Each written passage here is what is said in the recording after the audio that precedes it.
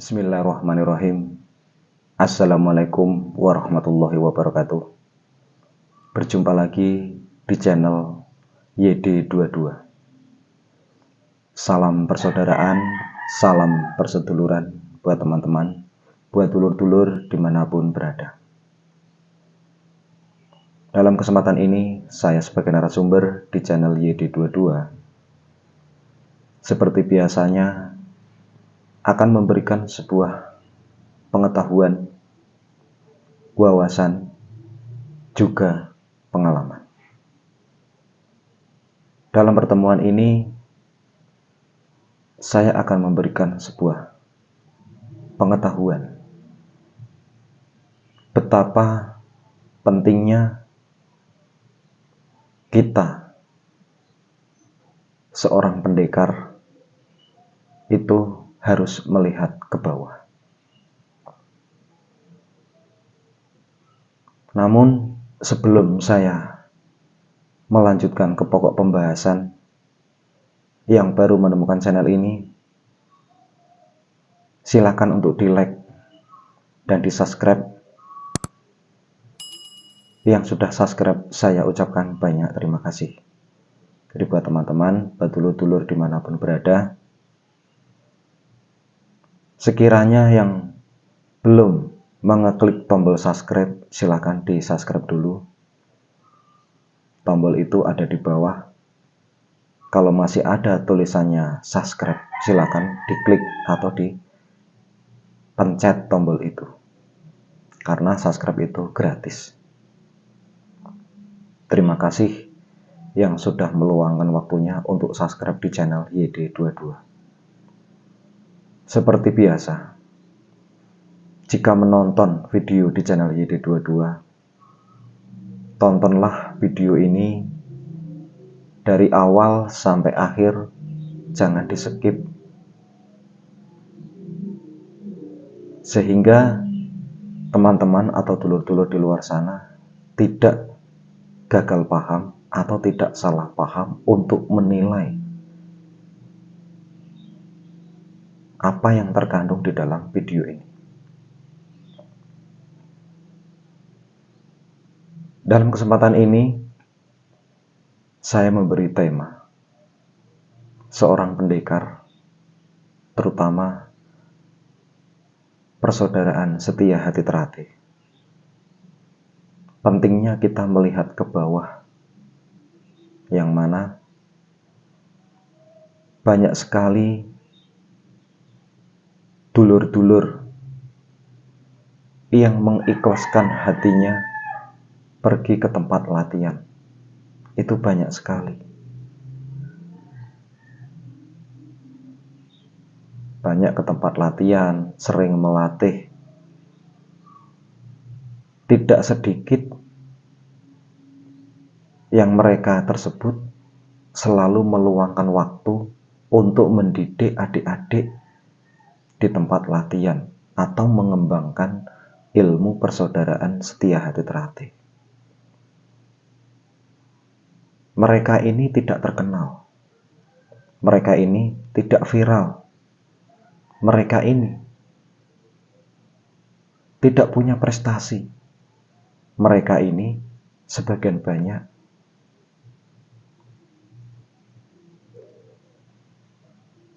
tidak punya jabatan. Namun mereka ini punya keikhlasan batin, keinginan hati yang tinggi, yaitu untuk mengembangkan ajaran budi luhur di tempat latihan. Pentingnya kita melihat ke bawah.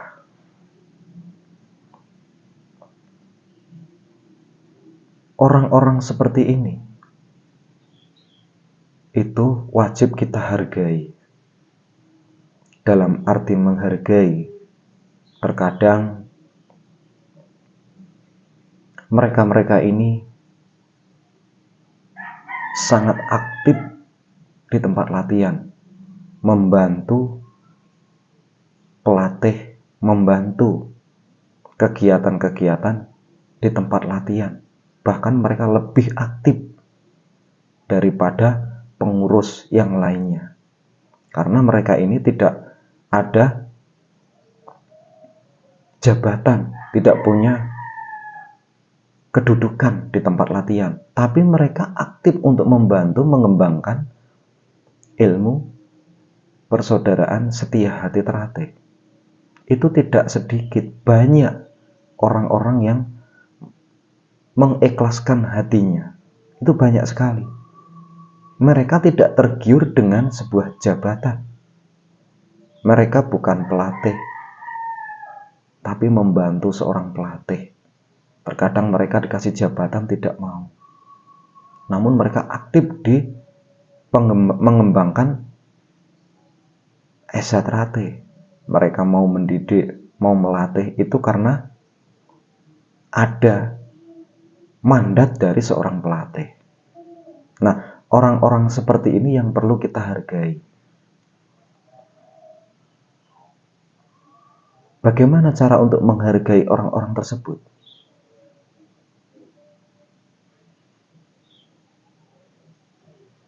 Di dalam sebuah latihan, jangan dibuat patah semangat. Mentang-mentang mereka tidak punya prestasi, tidak punya kedudukan, tidak punya jabatan. Ya paling tidak hargai ketika mereka tiap hari. Bahkan ada di sebagian mereka, pelatihnya tidak datang, mereka datang. Karena merasa dirinya itu memang mau belajar. Belajar menjadi seorang pelatih, itu belajarnya dari membantu seorang pelatih. Kegiatan pelatih seperti apa? Mereka membantu, giat. Orang-orang seperti ini yang harus kita dukung, kita hargai. Jadi pentingnya kita melihat ke bawah itu, supaya di tempat latihan itu terasa nyaman. Tidak semata-mata yang punya wewenang itulah yang harus berbuat sepenuhnya. Jadi walaupun terkadang seorang pelatih juga merasakan ada kejenuhan, ada rasa malas, itu pasti ada. Namun mereka seorang pelatih ini juga mereka merasa punya tanggung jawab. Punya tanggung jawab di latihan. Terkadang seorang pelatih ini ada sebagian temannya atau sedulurnya yang lain yang mungkin mereka tidak punya kepentingan di dalam pengurusan tersebut, tapi mereka akrab. Kadang-kadang mereka itu saling bergantian untuk melatih. Nah, orang-orang tersebut termasuk pelatih, termasuk sedulur-sedulur yang lainnya seperti ini yang perlu kita perhatikan. Mereka memang tidak punya prestasi, tidak terkenal di media sosial, tidak. Ya paling tidak mereka harus dihargai. Ketika ada musyawarah, ketika kita akan mengadakan sebuah kenaikan tingkat atau lain sebagainya, paling tidak mereka dihargai, terutama pelatihnya, karena mandat semua itu dari seorang pelatih. Pelatih memang di situ bertanggung jawab, namun fungsi dari pelatih tersebut tidak seutuhnya kok mengkoordinir semuanya, tidak. Jadi seorang pelatih itu memang betul-betul mereka punya anggota.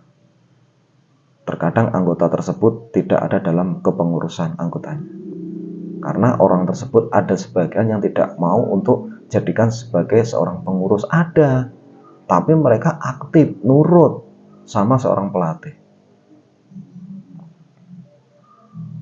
Orang-orang ini yang mau belajar, itu artinya mereka mendekati seorang pelatih, ingin menjadi seorang pelatih yang baik.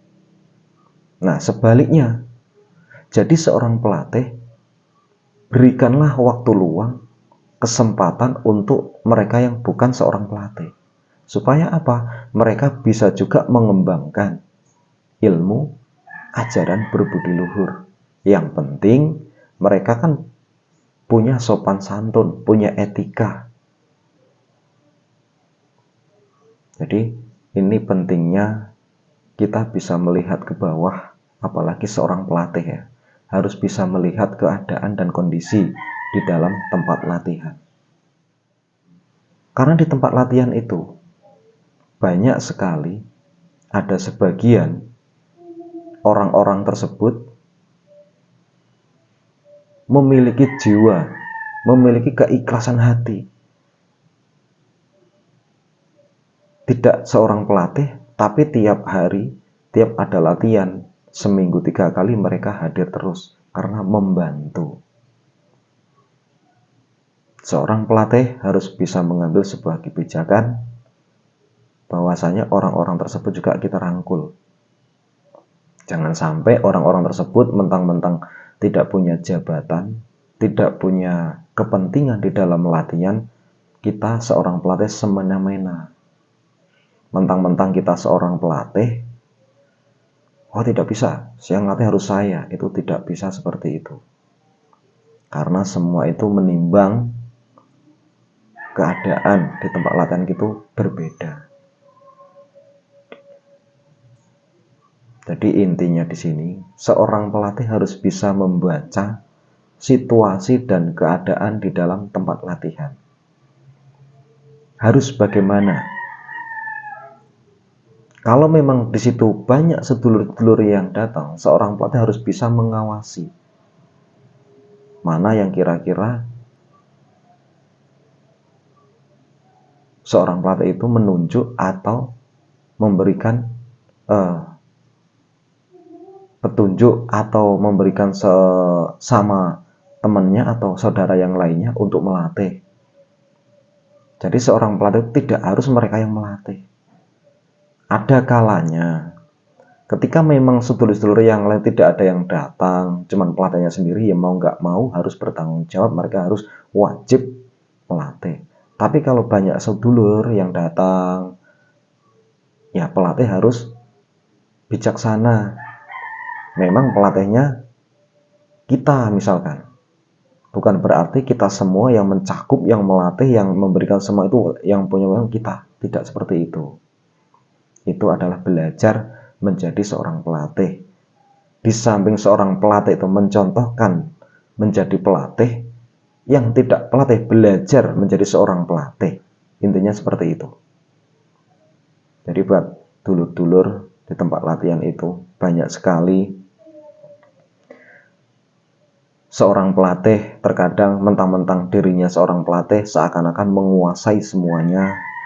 Tidak seperti itu. Jadi seorang pelatih itu harus mengerti, memahami situasi dan keadaan. Itu seorang pelatih. Karena mereka betul-betul memang bertanggung jawab untuk adik-adiknya. Ketika ada sedulur lain yang melatih, harus mengawasi. Dalam arti mengawasi, berikan sebuah mandat pertanggungjawaban. Jadi sebelum seorang pelatih itu sebelum memberikan sesuatu kepada yang lain, jika melatih dikasih aja mandat. Kalau mau melatih nggak apa-apa mas, tapi tanggung jawab. Kalau di sini latihannya, nah seperti ini, gitu aja. Jadi mereka yang melatih itu tidak semena-mena. Terkadang ada